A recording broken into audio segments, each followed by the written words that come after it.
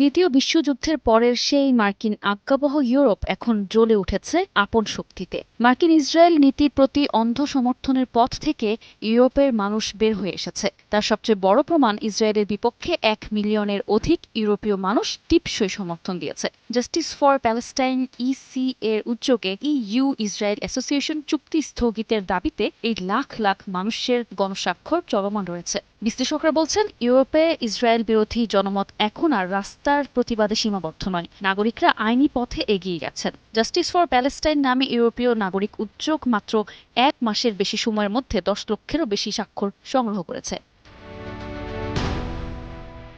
উদ্যোক্তারা জানিয়েছেন, এখন 10টি ইইউ সদস্য দেশে প্রয়োজনীয় জাতীয় স্বাক্ষরের লক্ষ্যমাত্রা অতিক্রম হয়েছে। ইউরোপীয় কমিশনকে এখন ইসরায়েলের বিরুদ্ধে ইউরোপীয় জনতার এই প্রস্তাব আনুষ্ঠানিকভাবে বিবেচনা করতে হবে। মূলত 3টি দাবির প্রেক্ষিতে এই গণস্বাক্ষর চলছে। ইইউ ইসরায়েল অ্যাসোসিয়েশন চুক্তি স্থগিত করা, নিষেধাজ্ঞা আরোপ এবং ইসরায়েলের সঙ্গে সব ধরনের সম্পর্ক ছিন্ন করতে হবে।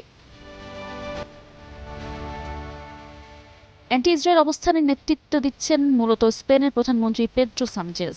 তিনি ইইউ নেতাদের মধ্যে সবচেয়ে সোচ্চার। তিনি অবিলম্বে বাণিজ্য স্থগিত এবং ইসরায়েল সরকারের দায়মুক্তির অবসান চেয়েছেন। এদিকে ইতালির প্রধানমন্ত্রী জর্জিয়া মেলোনিও কম যান না। তিনি গতকাল ঘোষণা করেছেন 2003 সালের প্রতিরক্ষা চুক্তি আর নবায়ন করা হবে না। এছাড়া ফ্রান্সের কঠোর অবস্থান দেখা যাচ্ছে ইসরায়েল ও লেবানন ইস্যুতে। প্রেসিডেন্ট ইমানুয়েল ম্যাক্রো ইসরায়েলি আক্রমণের উপর মোরেটোরিয়াম দাবি করেছেন এবং বলেছেন, ফ্রান্স এমন যুদ্ধে জড়াতে চায় না যা তারা বেছে নেয়নি।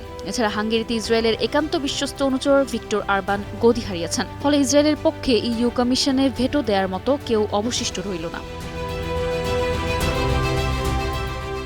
এই গণস্বাক্ষরের মূল টার্গেট ইইউ ইসরায়েলের সবচেয়ে বড় বাণিজ্যিক চুক্তি তথা অ্যাসোসিয়েশন চুক্তি, যার আওতায় শুধু গত বছর ইইউ ইসরায়েল $500 বিলিয়ন বাণিজ্য হয়েছে। ইউরোপিয়ান লেফট অ্যালায়েন্সের কো-চেয়ার কাতারিনা মার্টিনস বলেন, ইইউ নেতৃত্ব ও নাগরিকদের দাবির মধ্যে ব্যবধান বাড়ছে। ইইউকে এখন ইসরায়েলের বিরুদ্ধে পদক্ষেপ নিতে হবে। গণস্বাক্ষর কর্মসূচির লক্ষ্য এখন 15 লক্ষ স্বাক্ষর। শর্ত পূরণ হলে ইউরোপীয় কমিশন এই প্রস্তাব পরীক্ষা করবে এবং সিদ্ধান্ত নেবে। তবে রাজনৈতিক চাপ এতটাই বেড়েছে যে ইসরায়েল এখন ইউরোপে আগের চেয়ে অনেক বেশি একা হয়ে পড়ছে। News desk, 21 television.